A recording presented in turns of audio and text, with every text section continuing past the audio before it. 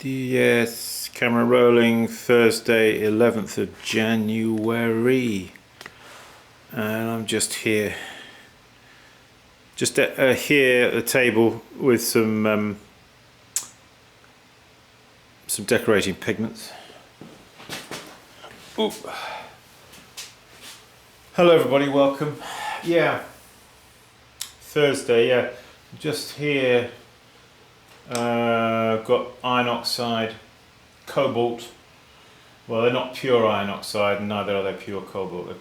The cobalt's got manganese in it and a little bit of iron oxide in with it, just to tone it down because we don't want it to be too strong. I'm just in the middle of, I banded these mugs with the iron oxide and a thin line below it there, and then I've done a weaker wash here using this brush, a sort of diluted down cobalt, so it's not quite so strong. But don't like it when it's too strong, too violently blue. And then I'm doing these kind of flecks down the side in that area where I put the wash. So that's what I'm doing right now. Join me for that. I just yeah.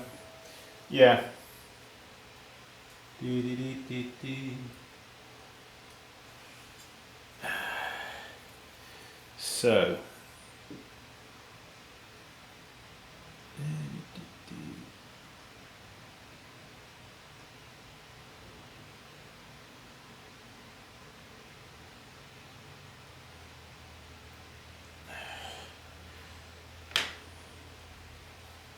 yeah, each one of these takes a little time to do. Maybe I can do it up with the camera here, I don't know. Just to show you. So, the thing about this is, when you, number one, be careful where you've already put the iron oxide here. You see how I've got it getting it on my hand already there, and it can start to smudge, so just be careful of that. Alright, so now load the brush. Don't have it so that the brush is dripping. Alright, you want to load it till it's full. Alright, but not so that it's dripping a drop off the end. Otherwise you won't be able to get a nice crisp tail like I've got, you see. See if I can do it. So these are slightly diagonally done.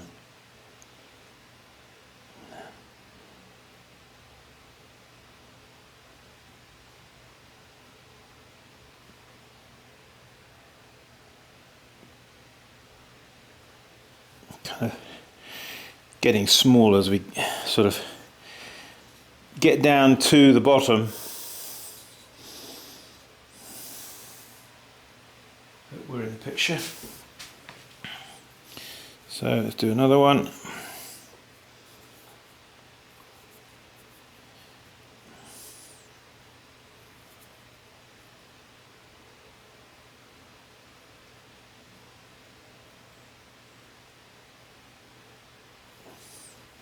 If you miss the shaded area a little bit, don't worry. No one will notice. And if they do, so what? What does it matter? Okay, let's do another one.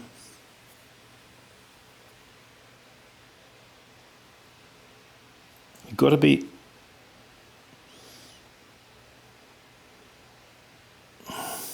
When you commit with a brush, don't be slow about it. You sort of want to sort of flick it a little bit, you see. Yes. So now you see that inside there. You see what I've managed to do. That's partly because I was trying to do it up there in a different position than what I'm.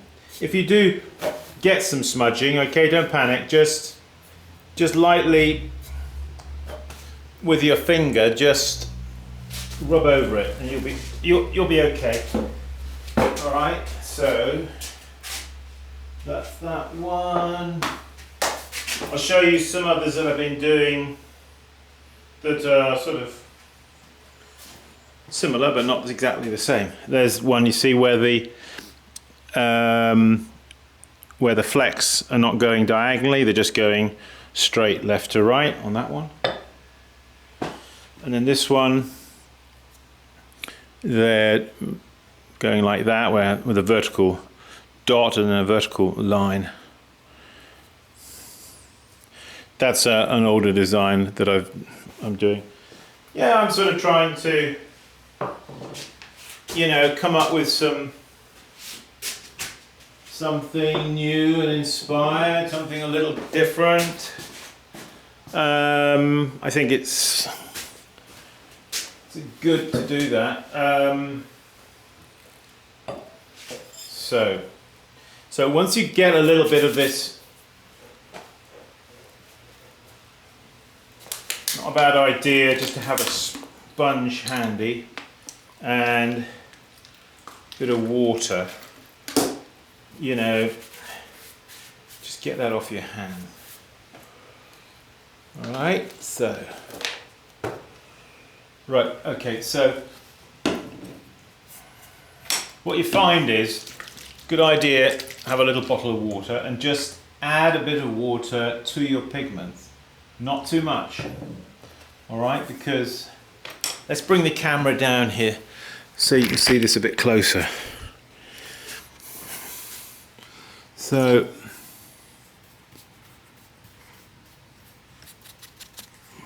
over here it's a bit stronger, you see, so if I want a bit more strength, I just dip in there a touch and then bring that over here. All right, so this is getting this wash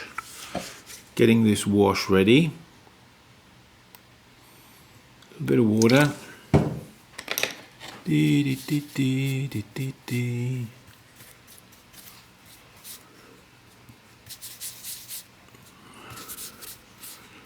Yeah.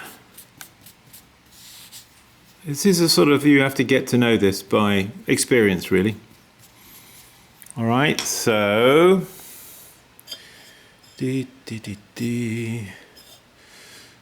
a little bit of a smudge there, isn't there? But we're going to put the wash down over that so we won't notice it. Okay, let's do some of these washes. Show me how we do that. So again, load the brush. All right. Now,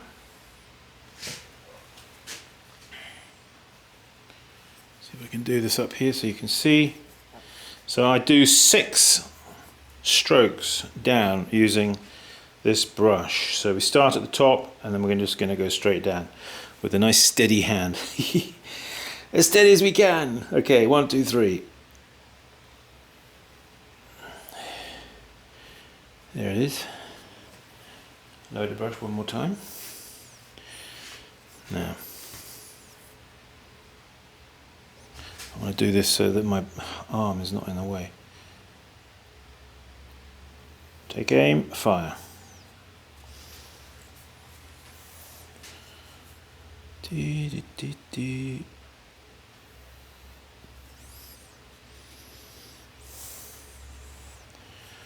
Yeah, don't be frightened of it.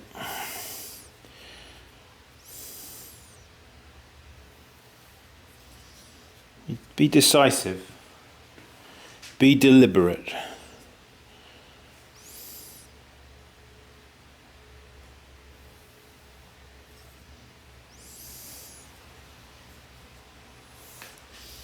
We're not machines. We're not trying to make, you know, it hasn't got to be absolutely like.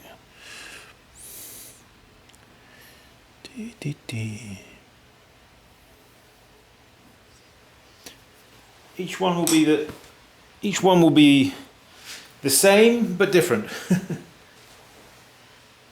If you know what I mean. So, okay, so we've done those. Let's do, okay, let's load the brush here with the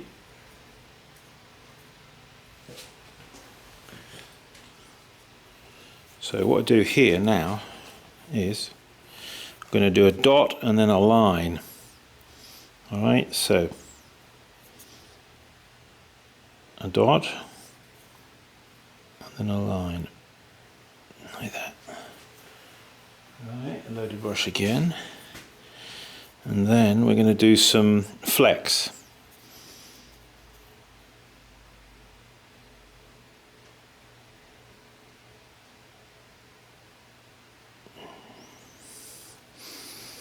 There you go. What could be easier?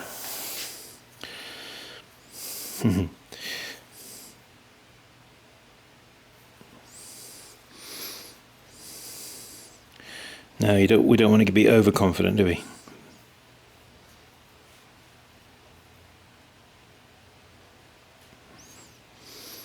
Okay, do a line. When you do a line, if the line breaks, what I mean by that is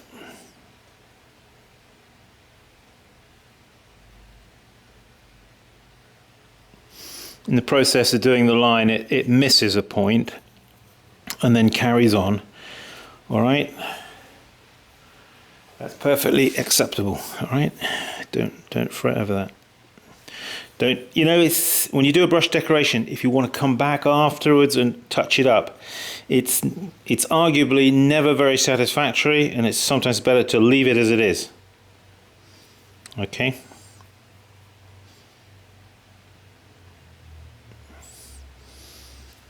Inevitably, the lines are going to be a little bit varied. As I say, we're not machines, we're human, we're breathing, our hands are shaking, the blood is pumping around, and so.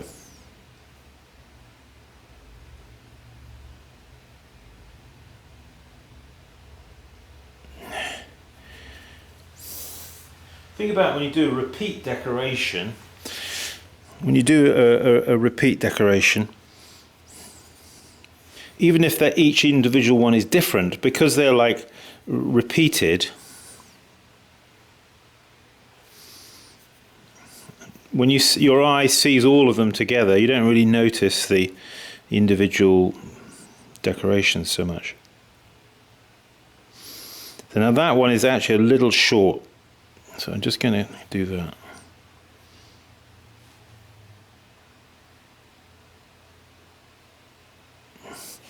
I can tell the brush is just running out of pigment there a bit, because the tail, if you notice the tail there, doesn't really have a tail like that first one there. So he's got a bit of a tail. I don't know if you can see it.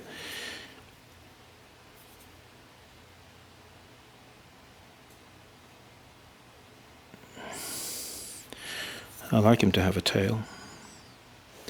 I don't like them to look like a bird that's, the feathers have been plucked out of its tail. So.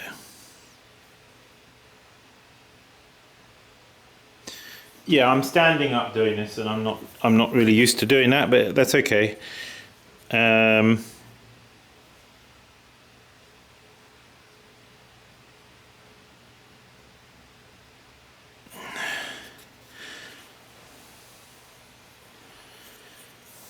Get the strength right of the pigment, you see, as well. That is another consideration. Otherwise, when we come out of the kiln, they can be a little wishy-washy looking, There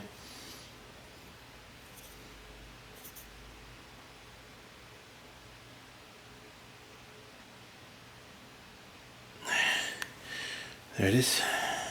So look at them individually, and you'll see that they're different. This one stops a bit short here. They're all a little bit different, but when you look at them all together, you see they look perfectly okay, don't they? In fact, they look great. We love them. We love them. We love them. Hey, folks. Yep. So check my hands before the next one, and if I've got any iron oxide, just wipe it off. Because we don't want to smudge it around the place, do we? No sir. Ah, come on, let's do one more.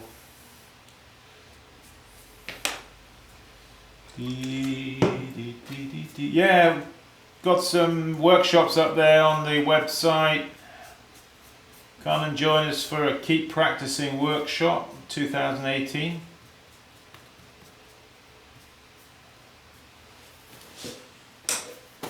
Okay, let's just do this again. Sometimes you need to see things done more than once, don't you?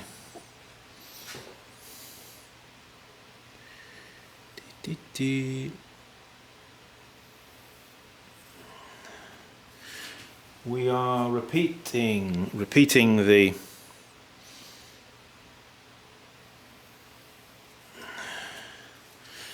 decoration multiple times.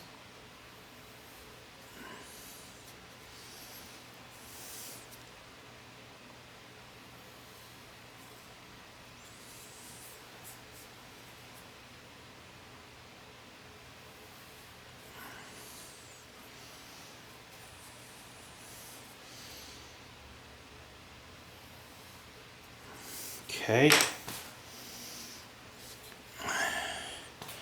This time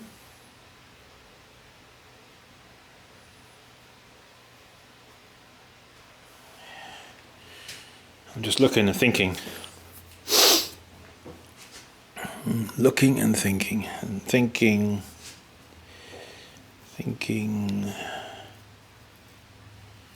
Well, let's do a different decoration. See if I can do it. So I'm going to put a spine down the middle.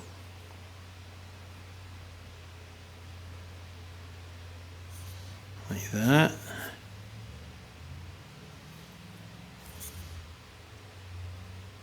Like that.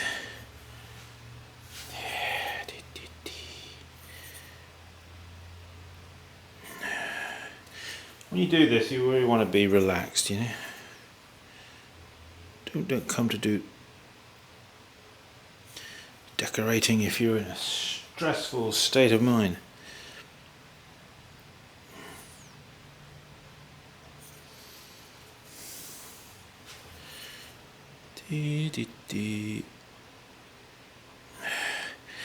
So we've got that. Now then, this is kind of a new one.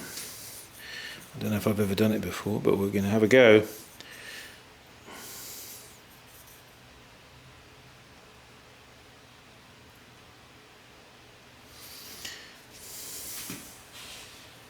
What I wanted to do is do it down both sides.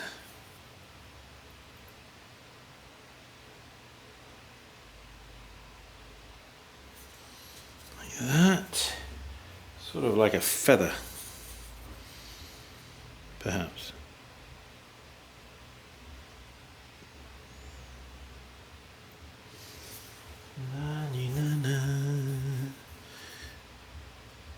A feather or a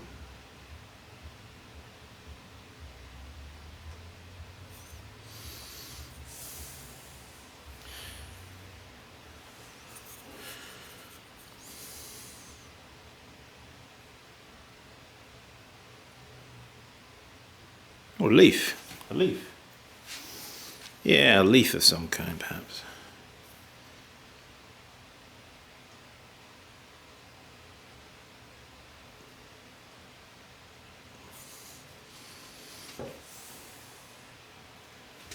Leaf, an autumn leaf.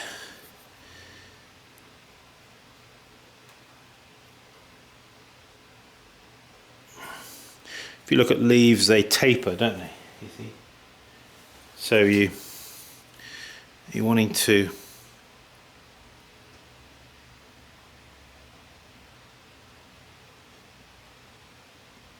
doing this leaf on this side is not as easy for me as doing it that way, because I'm having to sort of, that's right there.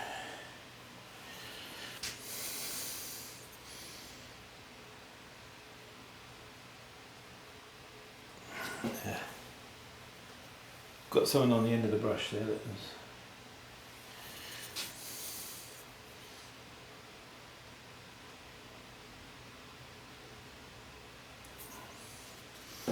Get that brush dancing. Get the brush dancing.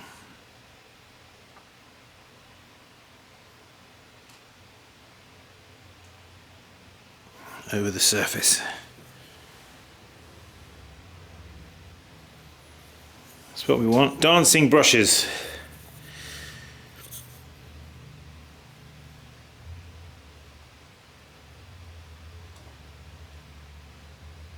Yeah. So.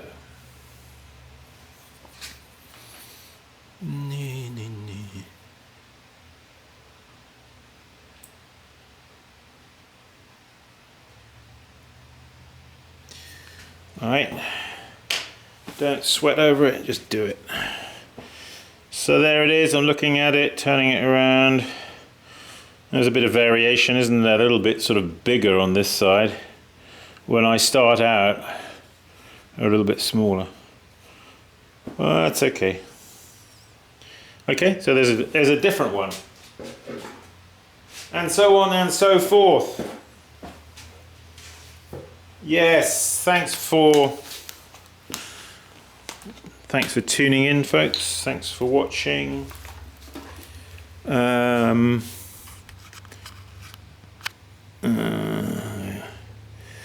hope I got all that in the picture, what I was trying to show you. Yeah, workshops here.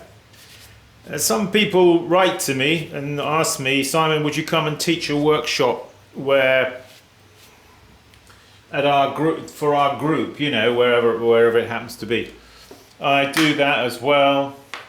So if anybody wants me to come to your pottery group, to your pottery cooperative or studio, wherever you go and meet up with others and teach a workshop, I can do that. Just write to me. simonleachpottery@gmail.com. Just write to me and then I can give you my rates, etc. for coming to you, whether it's in California or in recently I was in Florida.